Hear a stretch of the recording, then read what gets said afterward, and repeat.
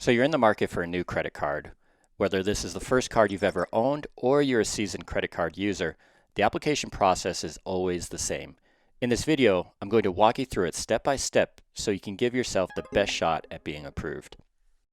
Applying for a credit card is a three-step process. First, you could begin by checking your credit, then you choose a credit card you want, and finally, you apply on the credit card issuer's website. Now let's take a closer look at each stage. Checking your credit score is always the first step. This three-digit number is essentially a grade that tells the credit card issuer how responsible you've been with borrowed money in the past. There are a lot of different credit scoring models out there, but the most common is the FICO score. This ranges from 300 to 850, and higher scores are better. Your credit score is the most important factor in approving you for the credit card you want. That's why you want to know yours before you apply. If you already have other credit cards, one of them might actually give you a free credit score. Some credit card companies also give you a free score even if you're not a customer. It's important to look for a FICO score if you want an accurate idea of what a card issuer will see when it checks your credit. Your credit score is calculated using several factors, including how much credit you use and whether you pay your bills on time. That information is contained in your credit report. If your score is low, you might have to do some digging to understand why. Everyone can and should pull their credit reports once a year for free through annualcreditreport.com. Request yours so you can pinpoint the cause of your low score. Check for mistakes like a credit card you don't own listed on your report. If you find one, reach out to the credit bureau who made the report and the financial institutions associated with the false information to get it corrected. If your low score is the result of the way you handle credit, for example, you routinely max out the cards you already have, try to fix that problem before you apply for a new card. Maybe switch to cash for a while or cut back your spending so you can pay down some credit card debt. But make sure you pay your bills on time. It might take some work, but it could be the difference between getting approved or denied for a new credit card. The next step is to decide which credit card you want to apply for. You might already have one in mind, in which case this part is easy. Just make sure your credit score is good enough for the card you want. That's why the Ascent lists recommended credit scores for dozens of our top credit cards, so look yours up if you're not sure. If you don't know what credit card you want, think about what you want to get out of the card and how you plan to use it. If you're interested in earning rewards for an upcoming trip, a travel rewards card is likely a good fit. If you have credit card debt you'd like to pay off, go with a balance transfer card.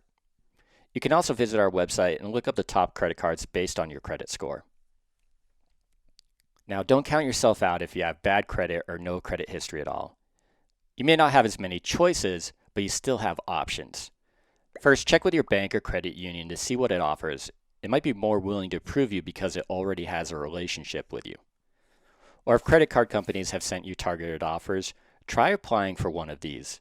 It's not a guarantee you'll get approved, but these are often tailored to your credit profile. And if you can't find anything else, look for a good secured credit card. You'll have to put down a security deposit and you won't have a high credit limit, but it's a way to get your foot in the door so you can start building a strong credit history.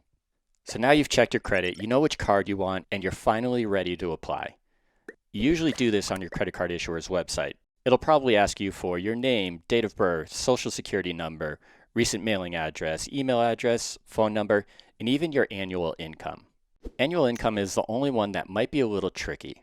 Credit card issuers expect to see a steady source of income so they know you can pay back what you borrow.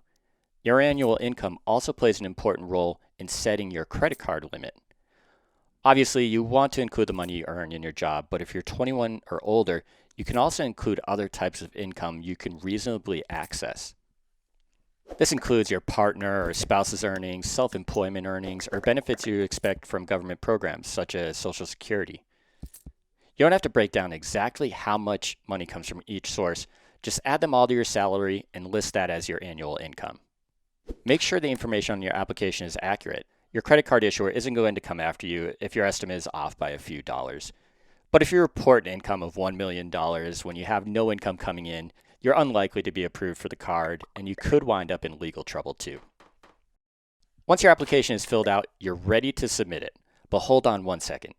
You usually want to wait at least 3 to 6 months between credit card applications or credit limit increase requests. Every time you do one of these, your credit card issuer does a hard credit check. This can drop your score by a few points, and it shows up on your credit report. It's not a huge deal, but if a credit card company sees a lot of hard credit checks on your report in a short time, it might decide that you're too high of a risk and deny your application. As long as it's been at least 3 to 6 months since you last applied for a card, you should be good to go. Submit your application and then wait to hear back from the credit card issuer. You'll typically receive one of 3 messages: approved, under review, or denied. If you're approved, your credit card issuer will mail your credit card within 7 to 10 business days. If your application is under review, that means the company needs a little more time to consider it. A denied application means a credit card company is unwilling to offer you the credit card. It's not a response anyone wants to get, but it's not always the final answer. You can call the company and ask it to reconsider its decision. It doesn't have to, but it might, especially if you highlight why you think you'd be a good cardholder. If you've always made your payments on time, that's worth mentioning. It could be what turns your denial into an approval.